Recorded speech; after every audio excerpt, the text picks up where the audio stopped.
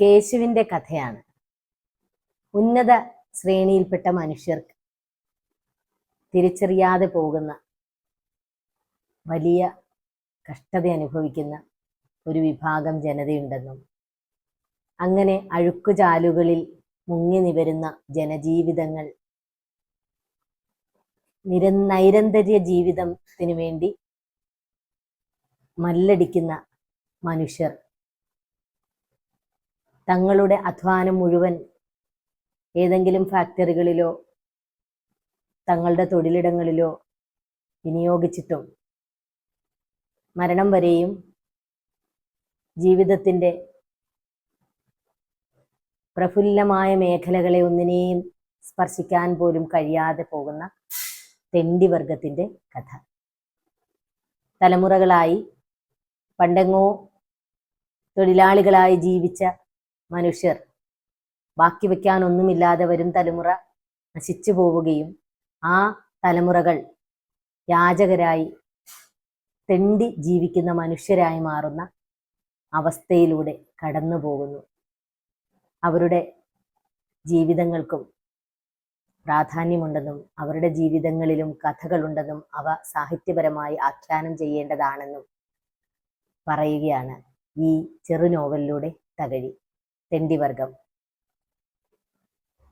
യാചകനായി ജീവിക്കുമ്പോഴും കേശു എന്ന വ്യക്തി വർഗബോധത്തിൻ്റെ സമത്വബോധത്തിൻ്റെ ചിന്താധാരയിലൂടെ കടന്നു പോകുന്നു എന്നുള്ളതാണ്.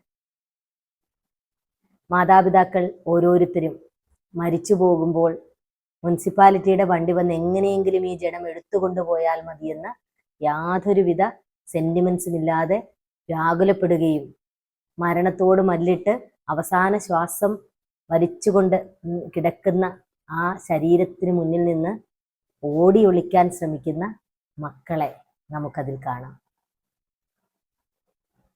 ഉത്തരവാദിത്തപ്പെടാൻ ആരുമില്ലാതെ കുഞ്ഞുങ്ങൾക്ക് ജന്മം കൊടുക്കേണ്ടി വരുന്ന കേശുവിൻ്റെ പെങ്ങളെ കാണാം.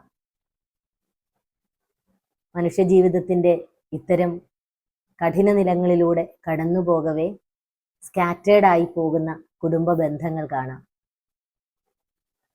അങ്ങനെ കേശു മറ്റെങ്ങോ ആയിപ്പോയി വർഷങ്ങൾക്ക് ശേഷം തിരിച്ചു വരുമ്പോൾ അവൻ്റെ ബന്ധവും ബന്ധനവും എല്ലാം നഷ്ടപ്പെട്ടു പോയതും അവരെ കണ്ടെത്താനായി ഒരു പ്രത്യേക ഇടമില്ല എന്ന സത്യം മനസ്സിലാക്കുന്നതും, എന്നാൽ അവൻ്റെ സഹോദരിയിൽ ജനിച്ച കുഞ്ഞിനെ എങ്ങനെയോ അവൻ കണ്ടുമുട്ടുകയും അവനെ ഈ കേശു വളർത്തുകയും ചെയ്യുന്ന സാഹചര്യം, അപ്പോഴും തെണ്ടിയായി തന്നെ ജീവിച്ചു വരികയാണ് എന്നുള്ളതും പ്രാധാന്യമുള്ളതാണ്. അതേ അവസ്ഥയിൽ തന്നെ അവൻ കണ്ടെത്തുന്ന മറ്റൊരമ്മയുണ്ട്, ഒരു വളർത്തമ്മ. ആ അമ്മ ചില ജീവൽ പ്രശ്നങ്ങൾ അവനിലേക്ക്, അവൻ്റെ ചോദ്യങ്ങൾക്ക്, അവൻ ഉന്നയിക്കുന്ന ചില ചോദ്യങ്ങൾക്ക് ചില ജീവൽ പ്രശ്നങ്ങൾ പറഞ്ഞു കൊടുക്കുന്നുണ്ട്. ഈ കാണുന്ന മണിമാളികകളും രമ്യഹർമ്മ്യങ്ങളുമെല്ലാം നമ്മുടെ അധ്വാനമാണെന്നും നമ്മുടെ മുൻ തലമുറയുടെ അധ്വാനമാണെന്നും നമ്മൾ ഇങ്ങനെയായി തീരുമ്പോൾ അവർ അങ്ങനെയായി തീരുന്നതാണെന്നുമുള്ള പരമമായ ലോകസത്യത്തെ എടുത്തു പറയുകയാണ്. അത്തരം ജീവിതങ്ങളെ ഇല്ലാതാക്കാൻ ഇത്തരം പണക്കാരൻ്റെ രമ്യഹർമ്മ്യങ്ങളെ കൊള്ളയടിക്കാമെന്ന ദുർചിന്ത അവൻ്റെ നെഞ്ചിലേക്ക് വരികയാണ്. എന്നാൽ അത്തരമൊരു പ്രവൃത്തി ചെയ്ത് കോടിക്കണക്കിന് ഭണ്ഡാരം മുഴുവൻ കൈക്കലാക്കിയിരിക്കുമ്പോഴും ജീവിതത്തിൻ്റെ ശൂന്യതയെക്കുറിച്ച് അല്ലെങ്കിൽ അനർഹമായതിനെ ഉപയോഗിക്കാൻ ഇഷ്ടമില്ലാത്ത ആ മനുഷ്യത്വപരമായ ചിന്തയെ അവൻ്റെ ഉള്ളിൽ ഒരു നീറ്റലായി അവശേഷിക്കുകയും അവൻ ആ കുറ്റം സമ്മതിച്ചുകൊണ്ട് ആ പണം തിരികെ നൽകുകയും ചെയ്യുന്ന കാഴ്ച.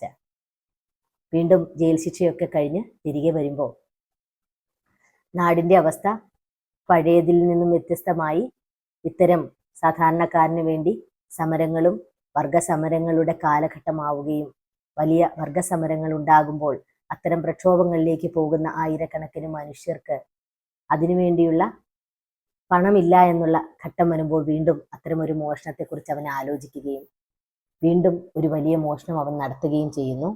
ആ മോഷണം, ആ പണം കൊണ്ട് തങ്ങളുടെ സമരപരിപാടിക്ക് ഇങ്ങനെ കിട്ടിയ പണം വേണ്ടയെന്ന് ഈ വർഗസമരത്തിൻ്റെ നേതാക്കൾ അവനോട് പറയുകയും ഇതേ പണം അവൻ തിരികെ അതേ മുതലാളിക്ക് തിരികെ നൽകിക്കൊണ്ട് ഈ കഥ അവസാനിക്കുന്നതുമാണ്. ഇവിടെ ഏത് വിഭാഗത്തിൽപ്പെട്ട മനുഷ്യനായാലും എത്ര വിദ്യാഭ്യാസമില്ലാത്തവനായാലും ജീവിതത്തിൻ്റെ ഇത്തരം കഠിന നിലങ്ങളിലൂടെ കടന്നു പോകുന്ന മനുഷ്യന്റെ ചിന്തയിൽ വർഗബോധം എത്രമാത്രമാണ് ഉണ്ടാവുന്നതെന്ന്, അല്ലെങ്കിൽ എങ്ങനെയാണ് സമത്വത്തിനപ്പുറം അത്യാവശ്യം ജീവിച്ചു പോകാനുള്ള സാഹചര്യങ്ങളെങ്കിലും ഉണ്ടാകുന്ന മനുഷ്യരായി നമ്മൾ മാറേണ്ടതിൻ്റെ, അല്ലെങ്കിൽ അങ്ങനെ ഒരു സമൂഹം നമുക്കിടയിൽ ഉണ്ടാവേണ്ടതിൻ്റെ ആവശ്യകത നമ്മളെ വീണ്ടും വീണ്ടും ഓർമ്മിപ്പിക്കുന്ന, കുത്തി നോവിക്കുന്ന ഒരു കുഞ്ഞു നോവലാണ് തകഴിയുടെ തെണ്ടിവർഗം. വളരെ 20 മിനിറ്റ് കൊണ്ട് നമുക്ക് വായിച്ചു തീർക്കാം.